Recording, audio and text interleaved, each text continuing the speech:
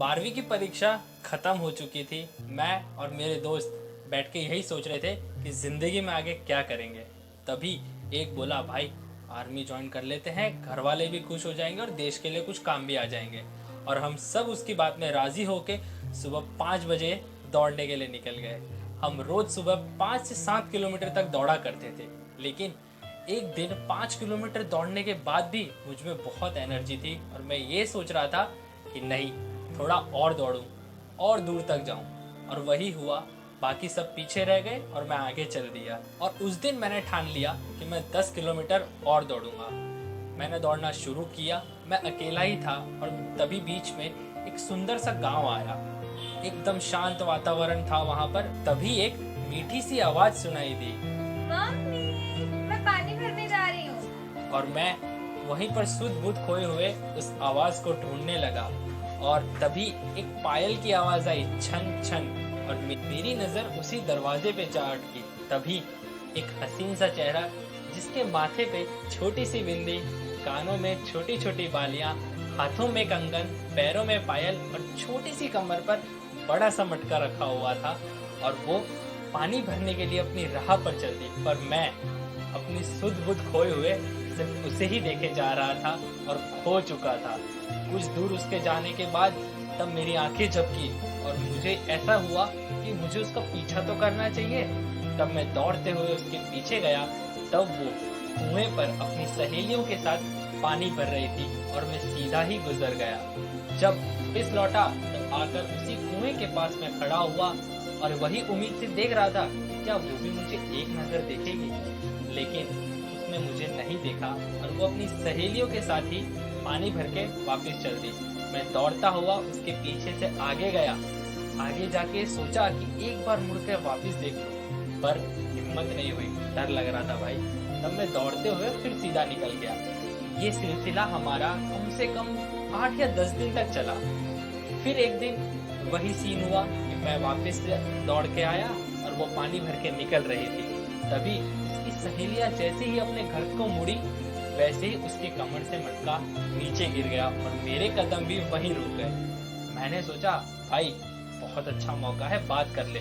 लेकिन डर बहुत लग रहा था। तभी वो मीठी सी आवाज फिर कानों में पड़ी और उसने मुझसे कहा, कैसे इंसान हो, कोई मुसीबत में और तुम मदद भी नहीं कर रहे। मेरे हाथ पैर एकदम ठंडे हो चुके थे और मेरे मुंह में जैसे दही जम गया था। बोल ही नहीं पाया मैं कुछ। फिर मैं थोड़ा आगे गया और उसके पास जाकर फिर खड़ा हो गया और वो बोली, ये मटका आपकी वजह से ही गिरा है। मैंने बोला, कैसे? तो उसने कहा, इतने दिन हो गए, अब आगे पीछे तो ढूंढते थे लेकिन बात कभी की नहीं, इसीलिए मैंने ये मटका गिरा दिया ताकि आप बात कर लो।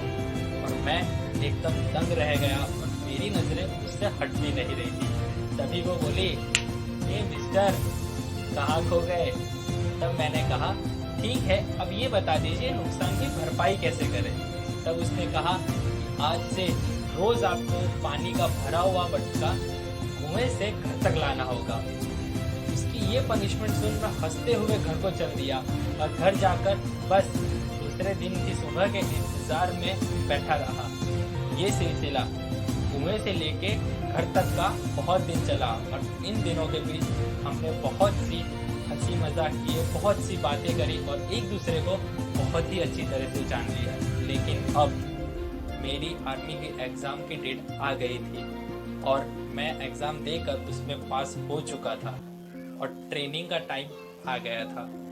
तब एक दिन सुबह जब मैं उसे मिला तब मैंने उसे कहा कि अब मुझे ट्रेनिंग के लिए जाना है, तो मैं तुम्हें ये वादा करता हूँ कि मैं जब भी यहाँ आऊँगा तब मैं तुम्हें इसी कुएं के पास मिलूँगा। और उसने भी अपनी मीठी सी स्माइल के साथ वादा किया कि हाँ, मैं भी आपको इस कुएं पर ही मिलूँगी। बस इसकी यादों को लिए हुए मैं अपनी ट्रेनिंग को गया। लेकिन फिर जब मैं 6 महीने बाद अपनी ट्रेनिंग कंप्लीट करके लौटा तब सीधा गया दौड़ते हुए कुएं पर और वहाँ पर उसका इंतज़ार करने लगा। मैं 3-4 दिन तक उसका इंतज़ार किया लेकिन वो नहीं दिखी मुझे। फिर एक दिन मैंने हिम्मत करके उसके दोस्तों से पूछ लिया, हाँ है, दिखती क्यों नहीं है? अरे उसकी तो शादी हो गई, तुम्हें नहीं पता? अरे किससे और कब? उसका पति भी आर्मी वाला ही है।